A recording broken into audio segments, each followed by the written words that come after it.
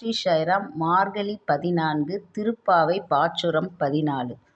உங்கள் புழக்கடை தோட்டத்து வாவியுள் செங்கழுநீர் வாய் நெகிழ்ந்து ஆம்பல் வாய் கூம்பினகான் செங்கல் புடிக்கூரை வெண்பல் தவத்தவர் தங்கள் திருக்கோயில் சங்கிடுவான் போதந்தார் எங்களை முன்னம் எழுப்புவான் வாய்பேசும் நங்காய் எழுந்திராய் நாணாதாய் நாவுடையாய் சங்கொடு சக்கரம் ஏந்தும் தடக்கையன் பங்கைய கண்ணானை பாடேலோர் எம்பாவாய்.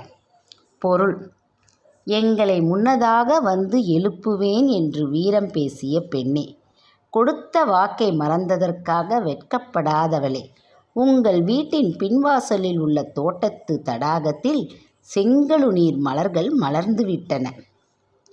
ஆம்பல் மலர்கள் தலை கவிழ்ந்தன.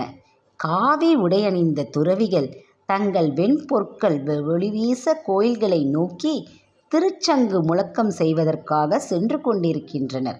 ஆனால் பெண்ணே, சங்கும் சக்கரமும் ஏந்திய பலமான கரங்களை உடையவனும் தாமரை போன்ற விரிந்த கண்களை உடையவனுமான கண்ணனை பாட இன்னும் நீ எழாமல் இருக்கிறாயே.